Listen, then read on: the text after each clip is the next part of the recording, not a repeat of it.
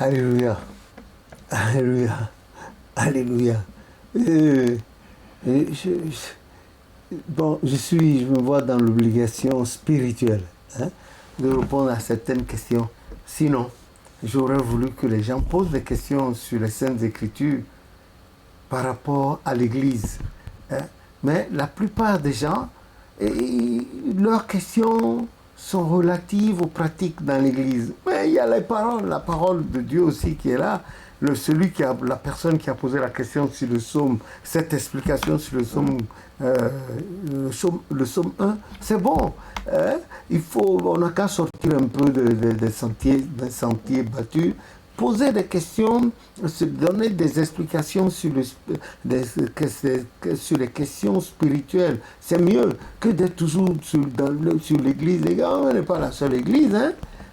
Il y a beaucoup d'églises dans lesquelles les gens sont accros à Dieu, ils adorent Dieu. Bon, comme vous avez posé la question, je vais répondre.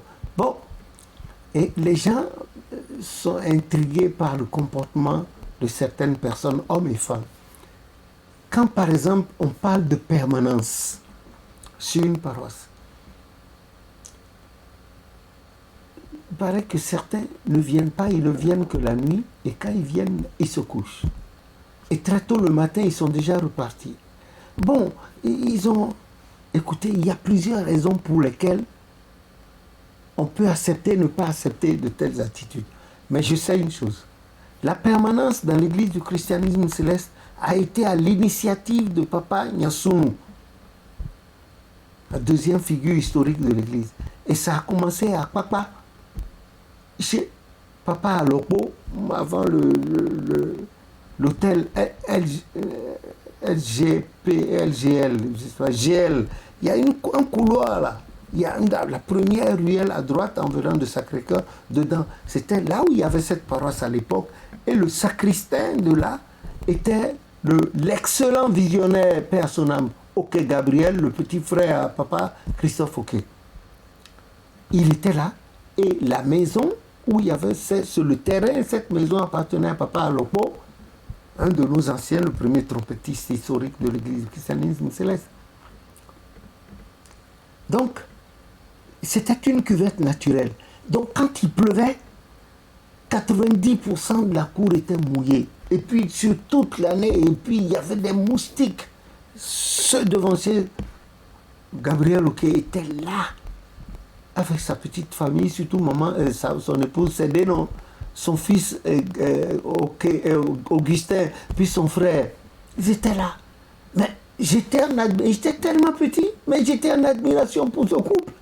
Ils étaient là. Les petits étaient le visage boursouflé par les piqûres. Ils étaient là. Et les gens ne faisaient aucun acte social envers ce couple-là. C'est-à-dire, les gens ne pouvaient même pas venir avec une mesure de gari, ou bien leur apporter des vivres, ou bien les douleurs. Et Papa Nyasunu s'est fâché. Il a dit non. À tout moment, quand vous venez, ce devancier-là, il s'occupe de vous. Et personne ne pouvait lui offrir le moustiquaire, les enfants, tout ça. Et c'est comme ça, il a institué cette histoire de famille obligatoire amenée à manger sur la paroisse. Et puis après, l'assister, puisque l'église n'était pas encore bien développée pour lui assurer un salaire. Et c'est comme ça qu'il a imposé, a expliqué la permanence et ça a commencé. Mais alors, à son temps, la permanence commençait très tôt le matin. Quand après la prière du matin, on balait la cour là. Allez, ceux qui sont de permanence, là, qui n'allaient nulle part, qui n'allaient pas, certains venaient même faire ça avant d'aller au travail. Bon, l'Éternel lui-même a dit, tu mangeras la sueur de ton front. C'est voilà. La tête produira des ronces et des épines. Voilà, c'était ce qu'il avait, notre père Adam avait reçu en malédiction. Et c'est resté jusqu'à présent. Et ça a commencé, c'était bien, et ça s'est propagé petit à petit au fur et à mesure de l'éclosion de l'église. C'était là, à Kwakwa, et puis à Kwakwa Zougomé, et puis ensuite Sainte-Rita, Saint-Jean chez Glélé, et un peu partout à Kwakwa Dodomé, et puis Habitat chez Papa Biassi, et puis après à Kwakwa San, qui était la déchetterie numéro 1 de Cotonou, et etc.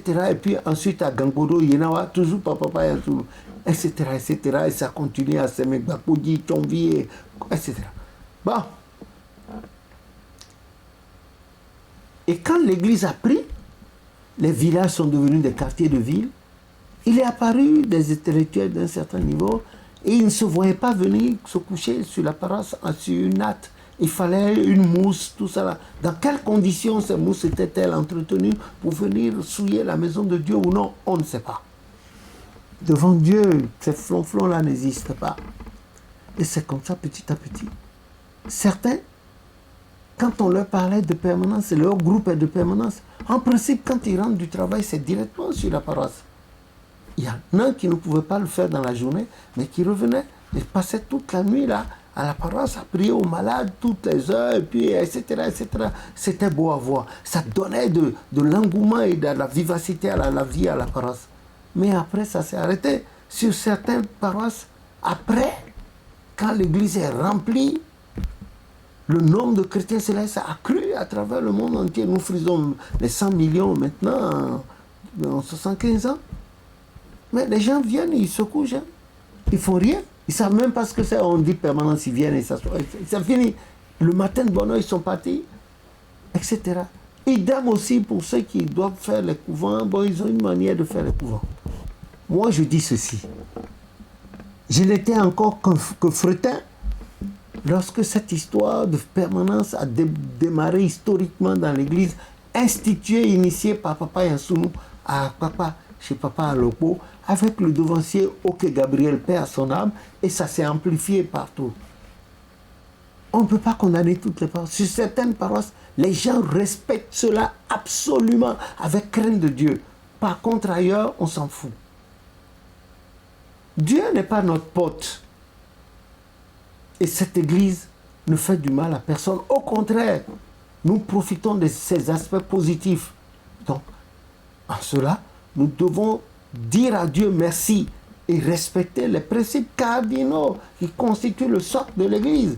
Il faut le faire, et avec joie, et animer tous les soirs ceux qui sont là. Il faut leur parler de Dieu. Il faut parler des Saintes Écritures. Il n'y a que la parole. C'est la parole qui est mon salut. C'est la parole qui est mon salut. C'est la parole, c'est la parole, c'est la parole qui est mon salut. Nous devons nous imprégner la parole. Et c'est pour ça que ce même Papa Yansounou a introduit l'alphabétisation dans l'église en ce moment.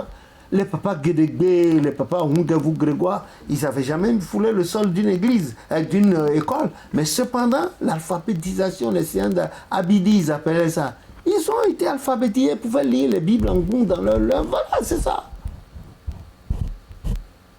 Et puis quand on vient à la paroisse, à la permanence, il faut nettoyer le temple. Il faut nettoyer la cour, le pavillon extérieur, central, arrière, tout. Prier aux malades, etc.